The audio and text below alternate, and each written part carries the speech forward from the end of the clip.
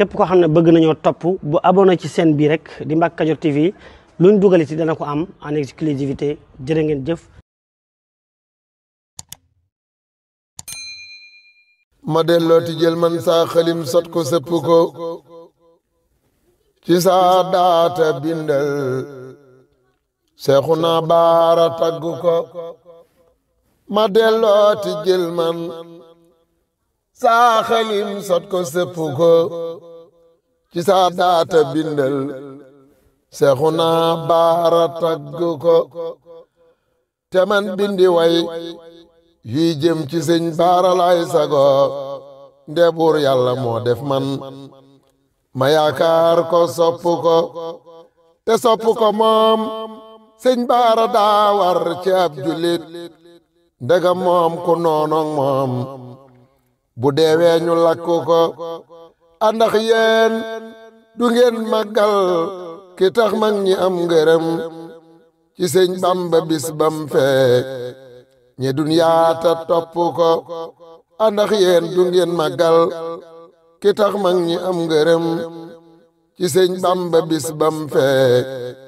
ñe dunyaata topp ko te sëñ Baara bam feeñee la Seex Bamba woo ñoñam ni leen kan gi kat seenu ngërëm mooy ki andi ko takat jëkku loola Ibra Faalang fa wër di maaj tanaa mag ñi aadoom tey du naaj yàlla def na ko takat jëkku loole Ibra Faalang fa wër di maaj tanaa mag ñi aadoom tey du naaj yàlla def na ko Sëriñ Bamba day am gan tagan googa jël na ab ndëggoom teg ci kaw biib jant kaay leen nu seenu ko bi sëñ Baara feeñe mag ña xam lam ca jubluwaan Sëriñ Baara jar naa fonkal te moytu ko mbiram yépp génnul yàlla mooy mbooti suñ boroom te lim am ci xayrul xalqi kuy noy seenu ko mbiram yépp génnul yàlla mooy mbooti suñ boroom te lim am ci xayrul xalqi kuy noy seenu ko te yen bim yenu Seex Bamba nim di sendeem keneen la woon faw mu gor mbaa diir bu néew yan wa rëccu ko te yen bim yenu sëñ Bamba nim di sendeem keneen la woon faw mu gor mbaa diir bu néew yan wa rëccu ko kudul Bamba lim am xaaj ba xaajaat ba doo ko am te guuxum ndoxam nandal na dunyaa ba roose ko borom jaam ñi moo xool Baara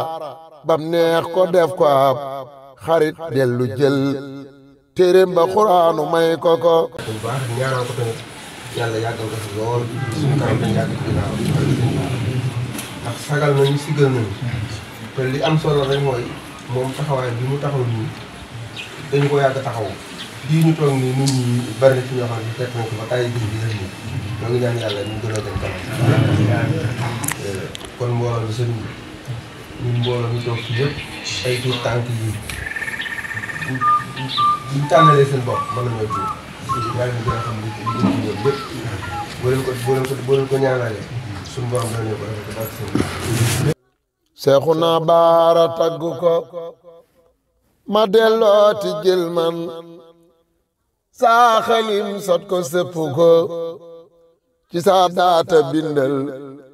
Seexuna Baara Mbacke Kadior TV di intérêt askan wi soxlaa leen yitteel leen ba pare di leen jaamu chaque jour rawatina actualité yi xew ci Touba Mbacke mu leen koy wan en direct da duñ ci dagg dara xibaar yu wér te wóor rawatina fépp ci réew mi actualité ak bépp xew-xewun ma ndeem moo tax nu naa 300 000 abonné mën a réew mépp la yitteel mbokk yi am na site YouTube nanu abonné partagé aimé nu abonneel ko aimé partagé teg ci ndax yitte askan wi képp la Mbacke Kadior TV yemul foofu day photo day vidéo Snapchat bépp programme boo bëggee ñu coffriral la ko ndax équipe bu dynamique bi mu àndal ak matériel bi ñu yoree masàllaa ay monteur professionnel nga mën a jokkoo ak ñoom ci 78 461 67 55 site bi seen site la Mbacke Kadior TV njëriñal askan wi képp la.